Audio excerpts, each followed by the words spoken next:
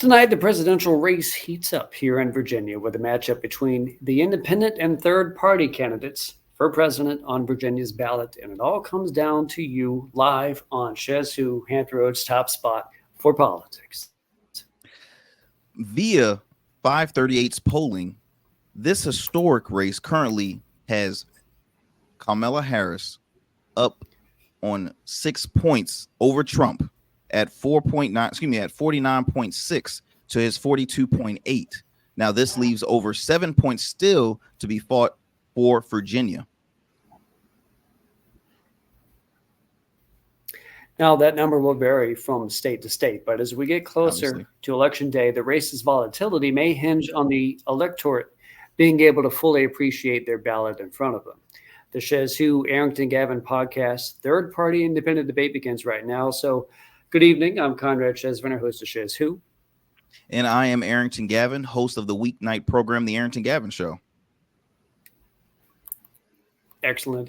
Make sure that you guys tune into that over the next few nights. Our Smooth Club Media is the channel for that. Now, this show is important for those who do not have high confidence in either Donald Trump, the Republican nominee for president, or Kamala Harris, the Democrat nominee for president. We're 42 days out from the election day, and early voting has already begun here in Virginia. Now, this brings us to the format of today's debate. Now, 1 hour in length at the most, with no pauses for commercials. Topics were given to the candidates and candidate representatives in advance, as this stems the Harris-Trump debate not long ago. The guests will be granted 2 minutes to answer questions, with rebuttal or adjourns being granted in important cases. Now, tonight we will have on Chase Oliver, the Libertarian nominee for president. Tom Yager, representing the Green Party of Virginia, who will represent Jill Stein for president's campaign tonight. And when she taps in, Nakia Miller, admittedly not a part of the Dr. Cornel West campaign, but will instead be advocating for him here tonight. For ladies first, we would begin with Nakia when she jumps on. Then we'll move on to Mr. Tom, then to Mr. Chase, to keep it in that order. So we're going to bring on the guest, as you see there at the bottom, and lead off with the first question tonight, Mr. Harrington. And again, I want to thank you both for coming, guys. Thank you all, and wonderful to meet you as well. Let's tackle the first issue, the economy. Cost of living in 2023 and 2024 is painfully high. Now, Trump likes to ask his supporters if they're better off now than 4 years ago, a dig at the Harris campaign. Let's include the previous 4 years during Trump as well. Do you believe we're better off now than in the previous 8 years? We'll start off with Mr. Yager. Well, there was a modest increase in median family income since 2016, although from 2016 to about 2020 or so. But part of that has been eaten up by inflation, and not everyone has actually gained since then. To look at the big picture, now look back a little further. If you look back from, let's say, 1955 to 1975, the increase in median family income in those 20 years is bigger than the increase between 1975 and now. There's actually a bigger increase in those 20 years than there was in the next 50 years. And that's not because we've become less productive. Productivity has kept going up, actually. And historically, the relationship was that between when labor productivity went up, wages would go up almost by the same amount. But that has not been the case over the past few decades. A lot of it has actually been going into increased profits and increased, and it's been funneling further and further upward. And you even see, for example, the top 0.1% has gained a lot more than the top 1%. And then the top 0.01% has actually gained a lot more than the 0.1%. And now we have young people who are basically getting more and more reluctant to form families. It's more difficult for them because basically of increased healthcare and housing costs. and like in education. What Jill Stein's campaign wants to do is to make things better on the cost side equation by increasing by offering Medicare for all and free college, and also for and affordable housing. And on the other side of the equation, we want to increase salaries. We want to increase unionization rates, and we want to make it easier for people to form unions. So, and also to raise the minimum wage. Okay, Mr. Oliver. Well, I think the answer to me is no. I don't think people are better off than they were years ago, and this is because much of it has to do with the way our politics works. It's a two-party system that's been gamed rather for the gain of those who are at the very top. We are more polarized, more divided. We are continuing to be at war. We're continuing to spend trillions of dollars a year on deficit and debt spending, which is the primary driver of inflation. When we print trillions of dollars a year out of fiat currency each year, it devalues the dollar that's in your pocket, whether it's your savings account, it's in your business, or it's in your wallet right now. Americans are feeling that pinch. Every week when they go to the grocery store, they see prices rising much faster than their wages, much faster than their household income. And, the idea that it's only corporate greed, which is what you're getting out of Kamala Harris, is just not true. Corporations were greedy 5 years ago. They will be greedy 5 years from now. They are driven by a profit motive.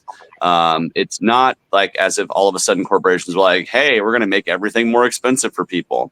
It has to do with supply chain crunches that were caused, much of it by the pandemic. We're still recovering from those things. But then also inflation, which has continued to be a problem, not just through the Biden administration, but also through the Trump administration before it, and the Obama administration before that, and the Bush administration before that. The last time we had a balanced budget was in the 90s under Bill Clinton, which was also the last time we had a really productive, growing middle class anyway. That is like, it's like the last time we had a major explosion in the middle class was during that decade. And it's because people saw our government putting its fiscal house in order, and people had more confidence in the economy going forward, that we're not just going to be seeing prices increasing year over year over year over year in a way that is heavily affecting the pocketbooks of Americans. I want to balance our federal budget. I want to cut out the excess spending so we quit printing these trillions of dollars a year out of thin air and actually provide real economic relief for American families who are suffering from the pinch of inflation. Now, in the debate between Harris and Trump, Harris brought up Trump's call for large-scale tariffs. Now, Trump would go on to defend this idea by saying no prices would go up, say for ones in China and other countries. Then he lambasted Harris for inflation. So how do you view inflation and proposed policies like tariffs from a standpoint outside the two major candidates, Mr. Yager? Well, for us, we really don't view that large-scale tariffs as the answer to this issue. What we want to do overall is, as I said previously, is to lower costs for people through Medicare for all, through making housing more affordable, and through free college, things like that. We make it easier to afford these things, and we want to make and for us, we also want to make it easier for local economies to develop. Right now, what we have now is that we import things from thousands of miles away, and yes, this is in some cases necessary, but we want to actually make things easier to develop local economies, so that won't be quite so necessary.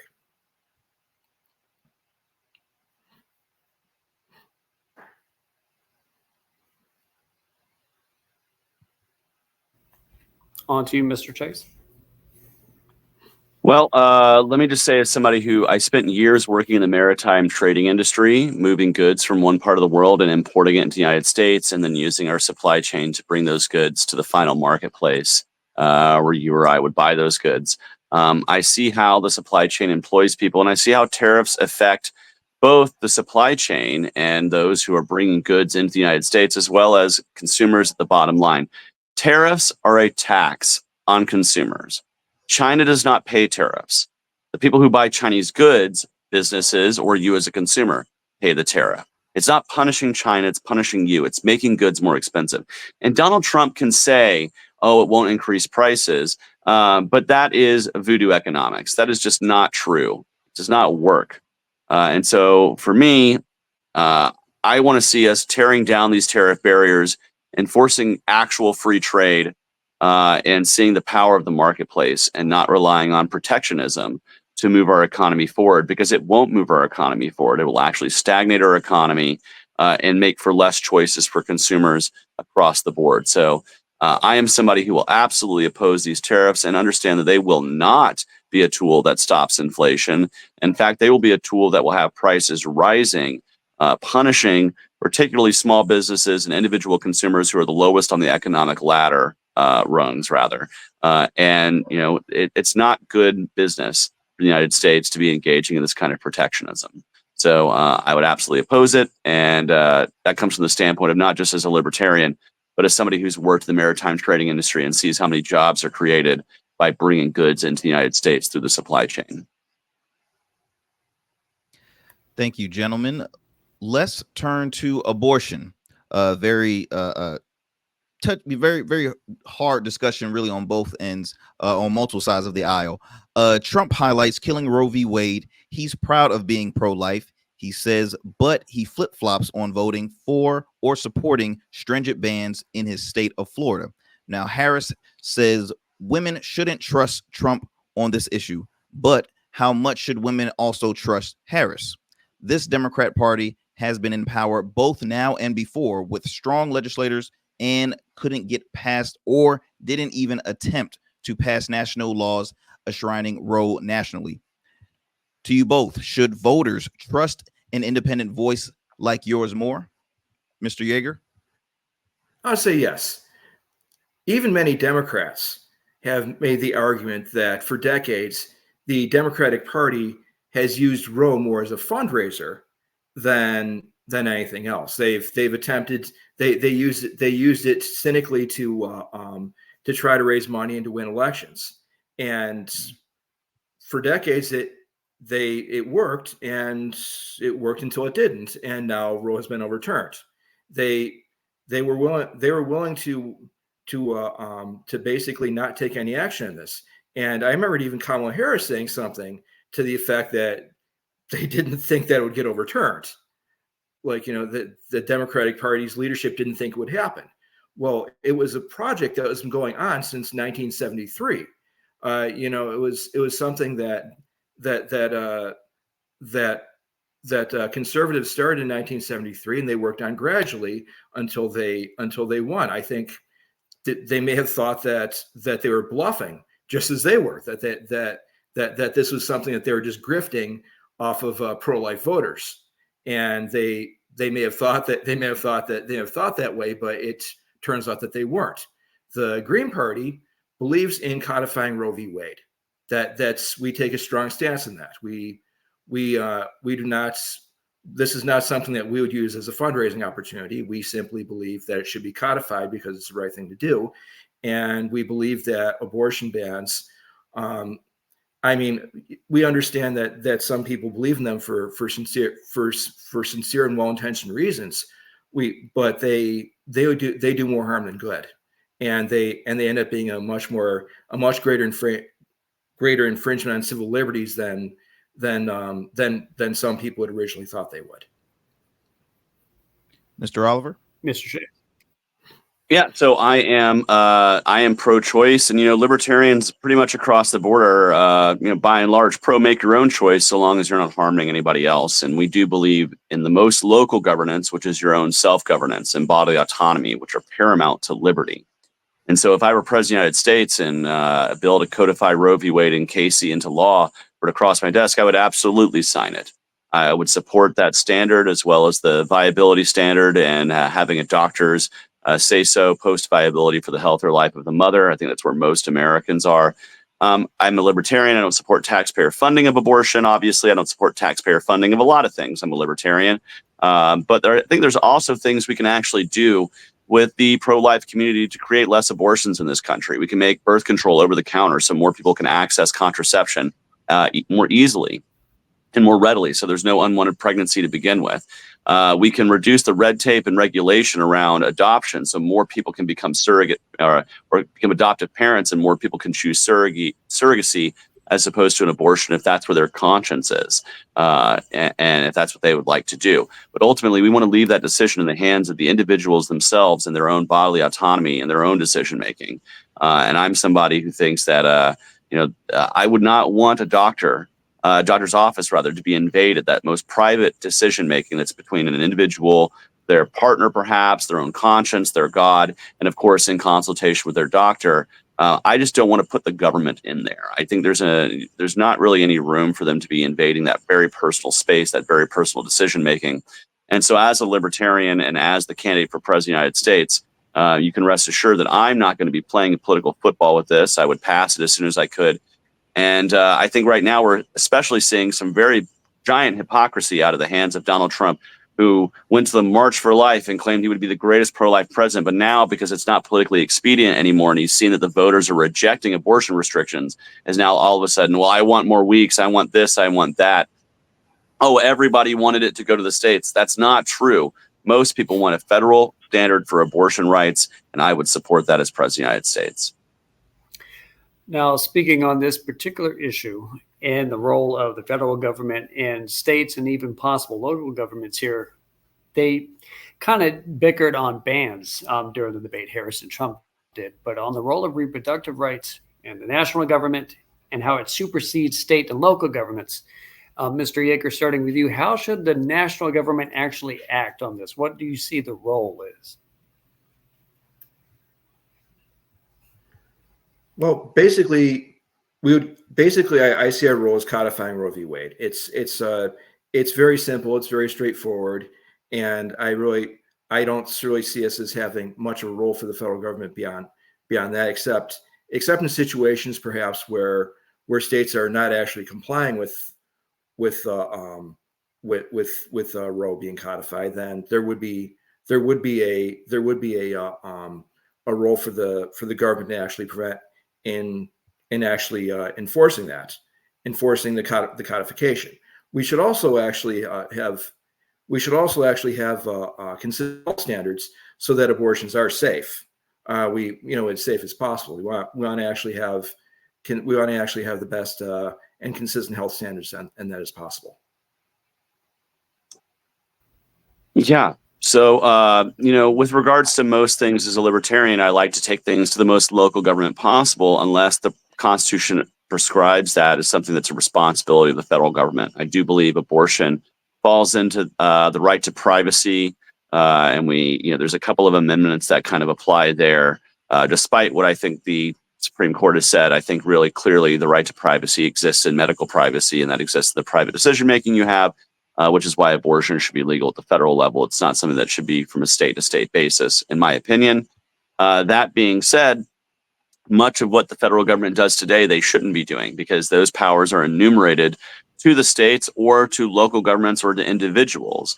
And so, while I'm supporting things like codifying Roe v. Wade nationally to support a national standard of privacy and bodily autonomy, which again is paramount to liberty, I do think much of what the federal government does today, they shouldn't be doing. That should be, at worst, a state level issue, and at best, an individual decision making issue, which is why we have things like the war on drugs that needs to be taken away federally, just as one great example of, I think the only decision maker on whether you take a drug or not as an adult should be your own conscience and your own decision making, and not some federal government's law determining those things, or really even a state government. But we're getting into the philosophical weeds a little bit as a libertarian there, but ultimately I would be looking at what is my role and responsibility as the chief executive of the federal government, and anything that is being done outside of that auspices, I will seek to relinquish that power. And one thing I can guarantee you is, if I'm elected president, the office of president will be a weaker office than the day that I took over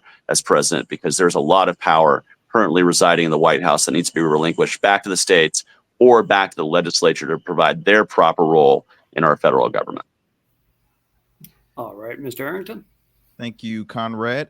So, gentlemen, another key issue that is on the ballot this election is immigration, and especially border policy.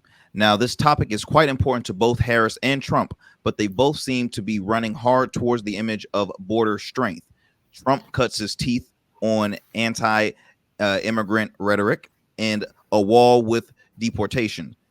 Then the Biden administration deported more, was just as harshly belligerent to migrants, including Haitian refugees, and is now actively fighting for a border bill which resumes wall funding and tries to curtail the asylum policy.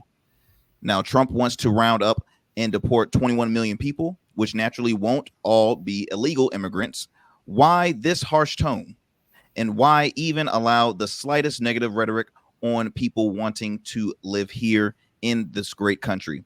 Like J.D. Vance and Trump amplified by lying about Haitians in Springfield, Ohio. Mr. Yager.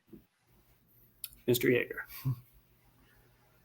Well, I do believe that he thinks this is going to win him votes. I mean, that's he's willing to say practically anything that he thinks would win him votes. Like, for example, his flip-flopping on the abortion issue. I mean, he's willing to say practically anything about that. I do believe that both parties, we look like we do see that they're trying to outcompete each other in being tough in this issue. And basically, what happens is the Republican Party was really hammering hard in this, and over a few cases of people of undocumented immigrants who committed crimes. But this is something, and then basically they really drummed up a lot of concern about this from their supporters. But the thing is, we have to keep in perspective that really this is a very small percentage of the crimes in the country. I mean, this is not something that it needs to be put in its proper perspective. And we need to basically, I see from the Green Party's perspective that we, instead of all this rhetoric about Haitian immigrants eating your cats, I think what we need to do is to focus more on basically stop ending a foreign policy that creates migrants in the first place.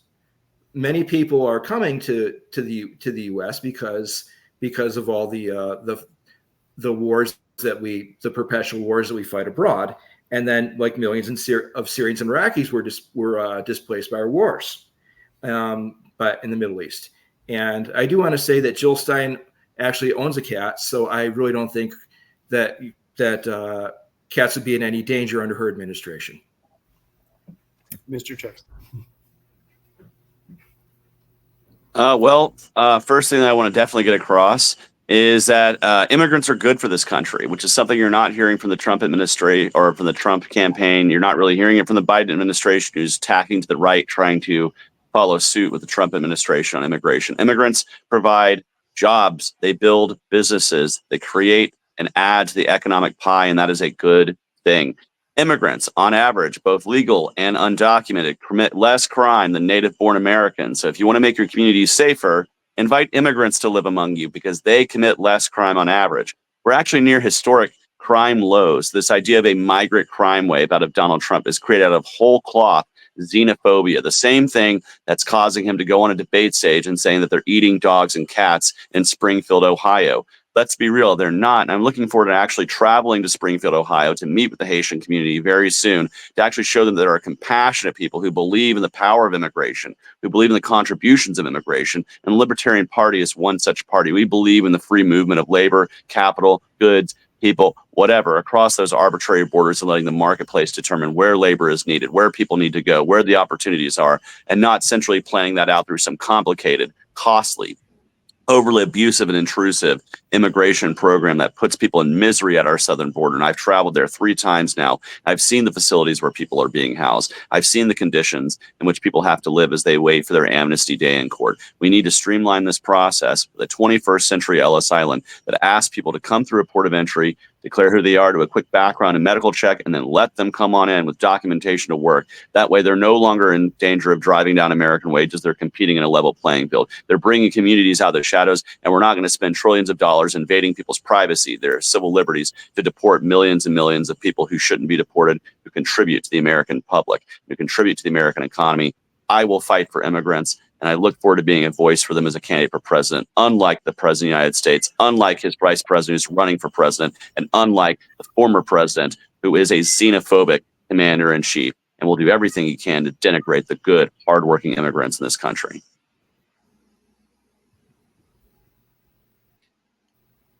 Conrad. Trump would go on to be asked about his deportation plan and lingered in his response to the point of saying crime is through the roof. No, but crime is not through the roof. It's trending downwards. So what's the accurate way to view crime in the U.S. and should federal campaigns do more on criminal regulations? Mr. Yager. Oh. We need to put things in perspective. Crime is much lower than it was 30 years ago. And much lower. This is, even if there may have been like a small uptick in the past year or two, which I don't think there was. I believe crime actually went down in 2023. That is really, it's much smaller than the decrease we've had in the past 30 years. We need to put that in perspective. The Green Party would continue to help bring it down, but through funding community-based youth programs. But we do not want to add a whole bunch of new offenses. Like during the 80s and 90s, it was really fashionable to create a whole bunch of new offenses. For example, that made it, if you used a gun during a drug crime, it made the sentence 3 times as long. So this one guy who bartered a gun for drugs got 20 extra years for that. That was just absurd. And we don't need those sorts of things. We want to also bring down white collar crime. We want to pass the Wage Theft and Recovery Act. And we want to point out that the lack of accountability for financial crime during the Great Recession caused people to not believe in the system as much anymore. And that's one of the reasons why we got Trump. It's also important for government to follow the laws. That's why we favor ending qualified immunity for prosecutors and police and ending police militarization. It's the same. If you look at the response to the protests in Gaza, to the protests, the response to to nonviolent civil disobedience, it was the same sort of response that police used to bring against like literal riots against the Vietnam War. I mean, it is an escalating response to a protest that is actually much milder, and this is criminality by our police. This is criminality by our government. We have to actually stop that. That's actually, I find that actually much more dangerous ultimately to our civil liberties and to our country as than street crime. Mr. Chase. Yeah, so as we've said, crime is actually down. It's not going up. It's not like we're in this criminal, hellhole that Donald Trump wants to make it seem like. In fact, when Donald Trump was my age in the 1980s, he was more likely to be mugged walking around New York City than I would today walking around New York City. Crime was at a much higher rate when Donald Trump was in his 30s and 40s back in the 1980s. But today, crimes are near historic lows, and we need to actually be celebrating that. But we can also do is focus ourselves on crimes that have force, fraud, coercion, theft, or violence, and get rid of the victimless crimes off the books that currently exist. Things like crimes against sex work, the drug war, and other crimes that really ought not to exist. We need to be filling up those jail cells with those who are actually committing crimes that harm people. And we can do that, and we can also defend people's civil liberties with a Department of Justice that's actually focused on that and not punishing the American people for private behaviors in which they engage that might disagree with our supposed moral values. And this is what we need to re-engage ourselves with when it comes to criminal justice reform in this country. We need to end qualified immunity at the federal level. We need to make a requirement for officers to hold liability insurance. So when they do wrong and if there's a payout in court, it doesn't come out of the services of the taxpayer. It comes out of a private insurance policy that can actually be an incentive to get bad cops off the street, because when you're uninsurable, you're no longer able to work as a federal law enforcement officer. And we need to use the bully pulpit to ask that states follow suit. We need to end the death penalty in this country, which just today, Just today in Missouri, a man was put to death, even though the prosecutors who prosecuted him recommended that his execution be stayed. The Attorney General of Missouri did not listen, and neither did the governor. Now another man is dead who was likely innocent of the crime. We need to outlaw the death penalty federally and join many nations around the world that have done so. The nations that still have the death penalty are China, Saudi Arabia, Iran, and a few others. Nearly every other nation on earth that is our ally has ended the death penalty, and we need to join that community of nations and not stay in a community of nations of tyrants that kill their own population. Now, Mr. Arrington, before you get to your next question, I want to let actually Mr. Yager tap in on specifically the death penalty, what happened today, Missouri, Green Party thoughts, all of that. A travesty. It was a travesty. The execution of a man whom even prosecutors thought was innocent. This is why we believe. This is why the Green Party opposes the death penalty. We strongly oppose it. I personally, I don't know where Jill Stein stands personally, but where she stood early in her life. But I used to support the death penalty personally, and I've just come to see that there are better alternatives. I've come to see that all too often, that mistakes were made that cost people's lives, and we need to end it. We also need to make it, as I've said previously, we need to make prosecutors and police more accountable, so that way people aren't put in the situation where they're on death row because a prosecutor suborned perjury, or because a cop hid some evidence, or basically twisted someone's arm into testifying against someone when they testifying falsely against someone. We really have to stop this sort of thing. Yeah. Amen. I'll agree with that 100%. And I'll say there's a lot of agreement here between the Green Party and Libertarians in realm of criminal justice reform. One more area that I am in particular hits very close to home to me here in Atlanta is the Stop Cop City movement, to which I know Jill Stein has lent her voice. I do want to give her credit there for doing that. I've been really involved in the referendum movement there, trying to stop the facility from being built. And unfortunately, we're having to fight a year later to even get the referendum on the ballot to respond to our government. So I just wanted to go ahead and say a message of solidarity there as well with many criminal justice reforms. I think that's one area that if me and Jill Stein got on a stage together, there'd be more agreement than disagreement. Mm-hmm. Yeah. Props to that, Mr. Arrington. Thank you, gentlemen. Now, Vice President Harris is on 2019's record wanting to ban fracking. Now is quite supportive of fracking while maintaining on-air of green policy. Trump is a fan of drilling and deregulator in chief by rhetoric, notably with deli meat that is now showing its face with listeria outbreaks, which have killed and sickened people. Are the two main candidates treating this issue related to the public safety from climate and improper business practices responsibility? Mr. Yager. No, not enough is being done on this. The Biden administration believes that it can have it both ways. That it can cause the world's biggest energy producer and talk about record oil production, while at the same time talking about reducing global warming. You can't have it both ways in this. What Jill Stein favors is a Green New Deal. She favors a Green New Deal that would get us to zero net emissions by 2035 of greenhouse gases. And we believe that this is something that's comprehensive. It's going to be something that would be a very large scale issue, but it's something that needs to be done. And we also believe that not enough is being done on health and safety standards. For example, for years, how long it took for anything to be done on the Flint water crisis. And there's this is like more than 50 years after the Clean Water Act is passed, that we are still lots of places in the United States are still in want of clean water.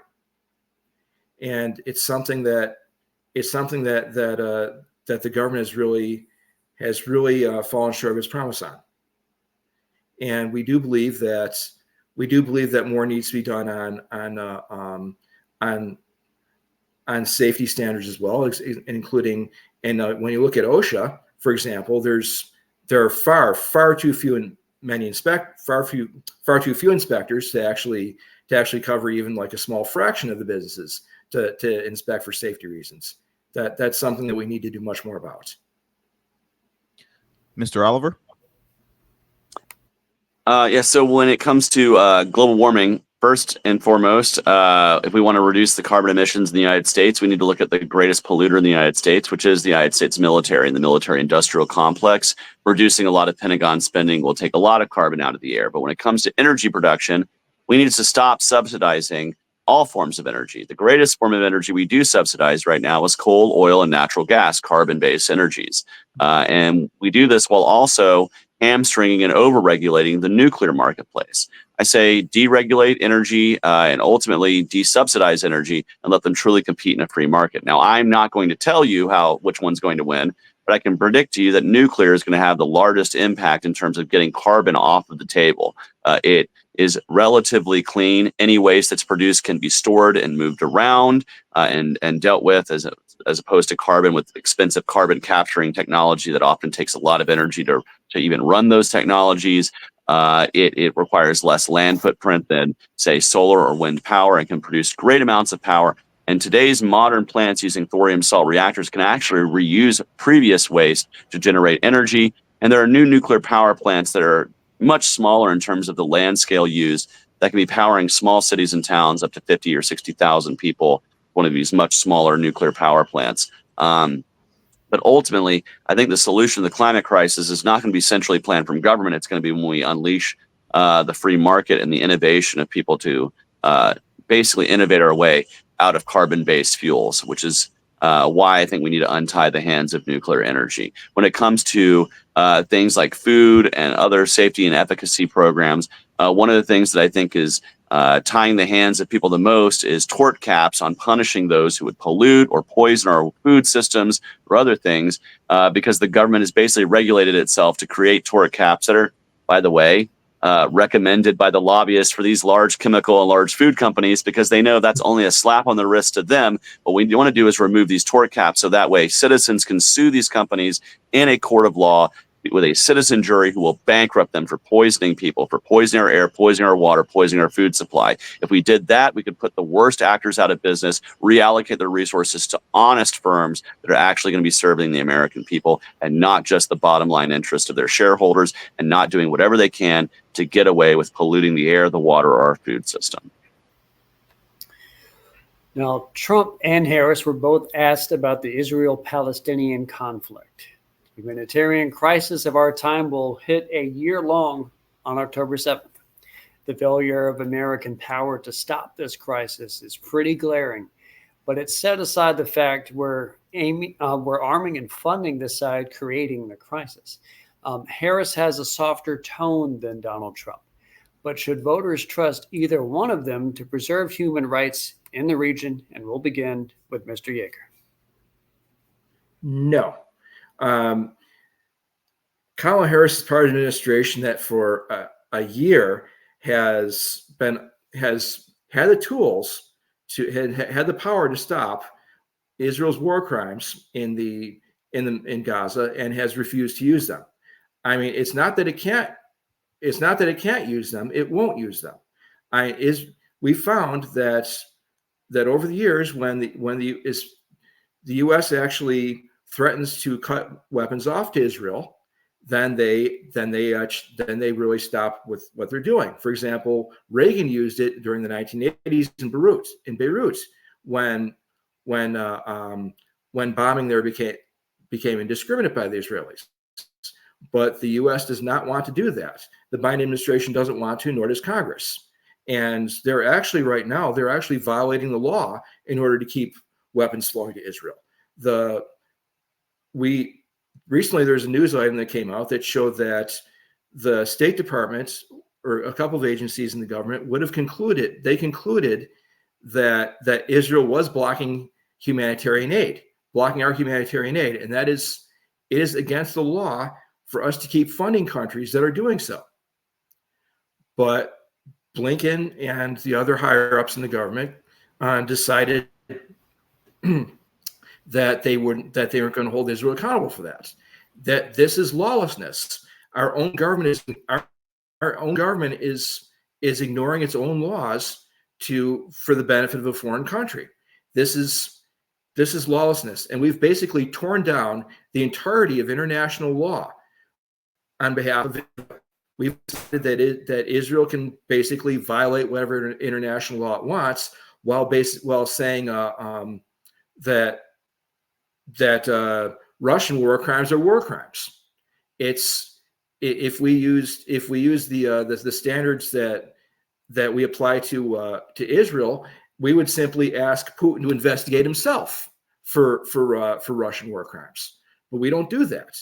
We're allowing in Israel right now. We're allowing Israel to run rampant, and this is really destroying our standing in the rest of the world, and especially in Arab countries. This is it is something that's in addition to all the death and destruction that's causing. I mean, even from a purely selfish point of view, it is hurting our standing in the world.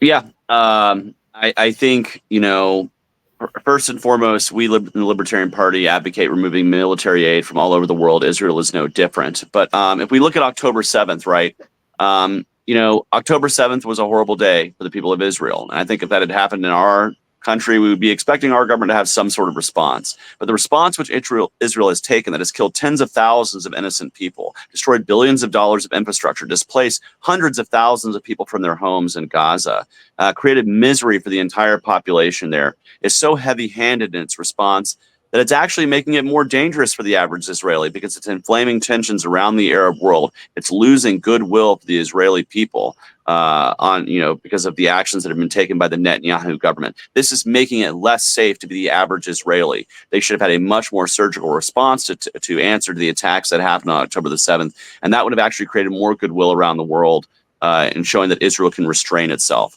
What we are not seeing here is that restraint. We're seeing actually escalation. And that is something we need to be speaking out against.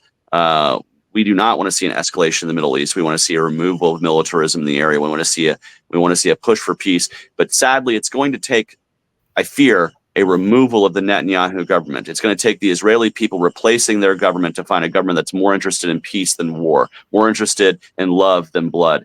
And the same is going to have to be said for the people of Gaza, who need to reject Hamas, obviously, and find themselves in a position to find leadership, to find somebody who can come to the table and actually create some sort of peaceful future for both of these populations, because both of them are not being led well by the people who purport to represent them. The innocent and average Palestinian is not being well represented by Hamas. The innocent and average Israeli is certainly not being well represented by Benjamin Netanyahu and his wartime cabinet. I think it's time for both populations to reject the wartime tone and embrace leaders who will actually call for peace. And the United States cannot force that.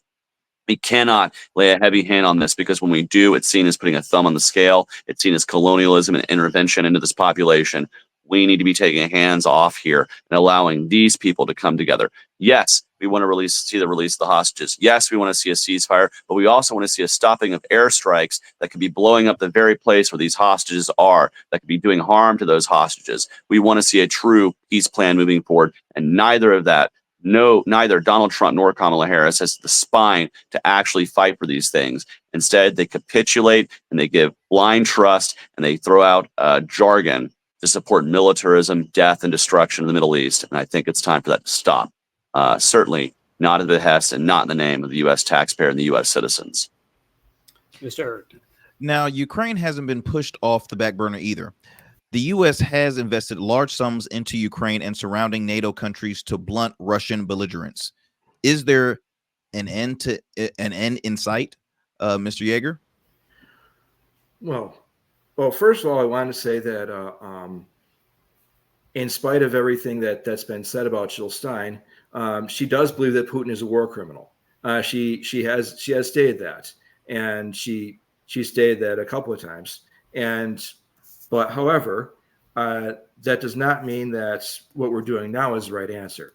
We have to negotiate a solution, because right now what's happening now isn't working. Russia has the ability to escalate much more than we do in the region. And as the war goes on, we spend more and more money, and more Ukrainians die. And Ukraine's military position worsens and worsens. And basically, the terms that it's going to get from Russia are going to get worse and worse. The U.S., when it had the chance, it should have actually supported the negotiations between Ukraine and Russia in 2022 that would have led to a peaceful solution.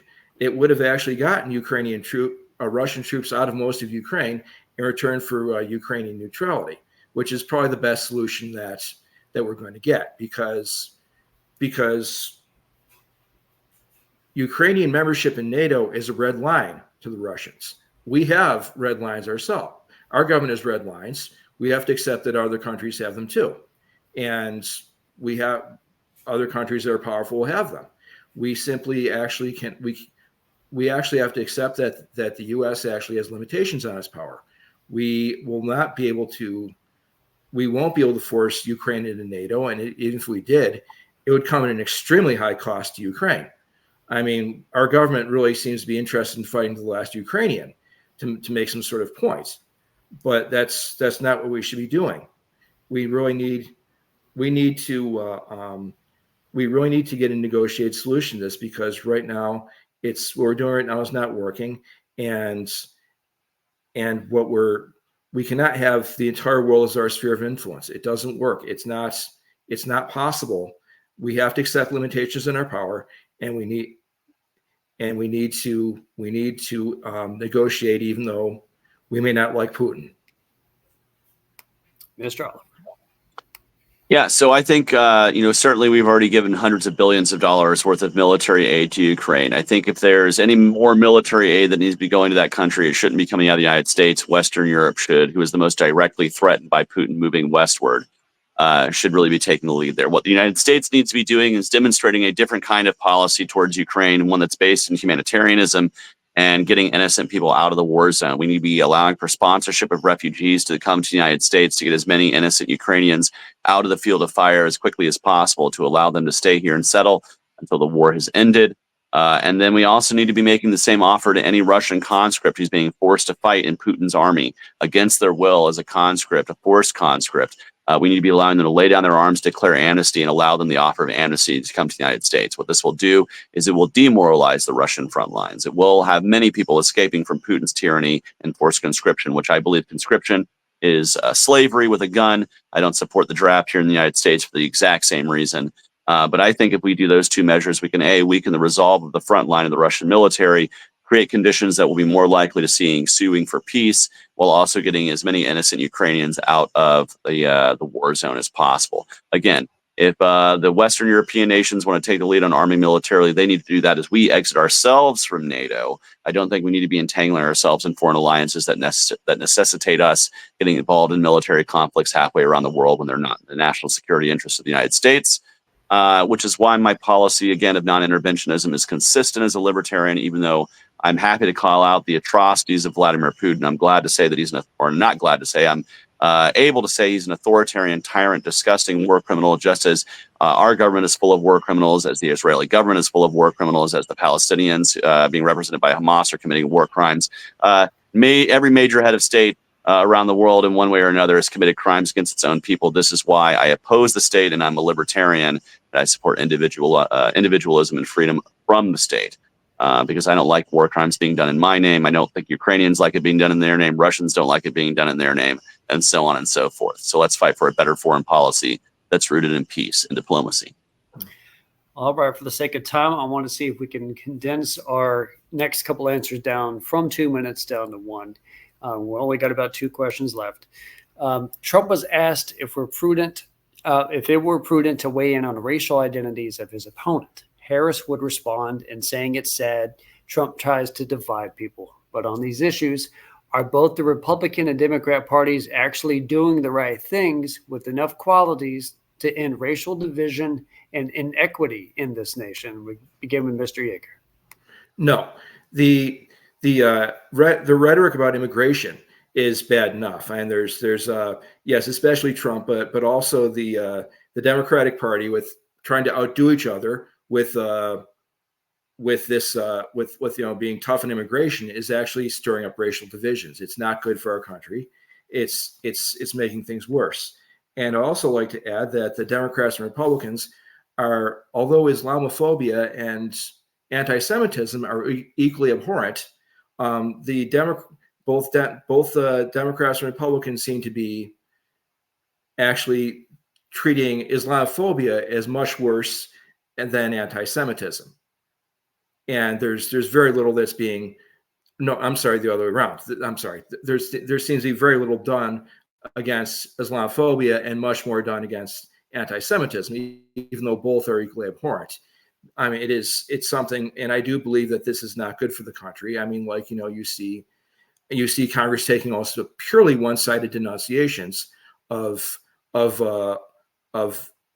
things of things that are anti-Semitic, whereas almost nothing about Islamophobia. This is also contributing to racial divisions, I believe. Mr. Oliver. Yeah, one of the greatest racial inequities in this country is through our criminal justice system. And let's be realistic. Joe Biden made his name on the 94 crime bill. Kamala Harris made her reputation prosecuting using the 94 crime bill. And Donald Trump funded those and supported those who supported the 94 crime bill. The truth is both parties have dropped the ball when it comes to that most important issue. It's created the most systemic inequalities in terms of how we interact with our government, which is in the court of law, sentencing disparities and other things. And I don't think Donald Trump nor Kamala Harris is truly ready to face those issues and really make any meaningful reforms. I will say this. I think it's great that Kamala Harris is running as a woman, as is Jill Stein. I think it's great that Kamala Harris is someone of Indian ancestry as well as being African American. I think it's wonderful that I'm the first LGBTQ person to run across the country. But I don't want anybody voting for me solely because I'm gay. But I do think it's nice that young gay people can see a gay person running for office and do so with confidence. I think it's great for young women to see women running for office. I think it's great for racial minorities to see people representing them, so that way our legislatures and our government actually represents the patchwork quilt that is American diversity. I think that's a good thing. But I don't think either party is really doing a lot to address the systemic issues that affect this country, and certainly that affect those with black and brown skin or who are the lowest in the economic ladder. And certainly not in terms of the way we interact in the court of law in this country. And it's a damn shame. And it's something that needs to be called out more. Mr. Arrington, last question of the night. Yes. So Trump's concepts of healthcare plan came up in the debate to a laughing reaction to those at home. Now, Vice President Harris had it brought up. She used to be for Medicare for all. Now she runs on only strengthening the Affordable Care Act and private insurance options. Should Americans be happy with only those options on your healthcare system, Mr. Yager?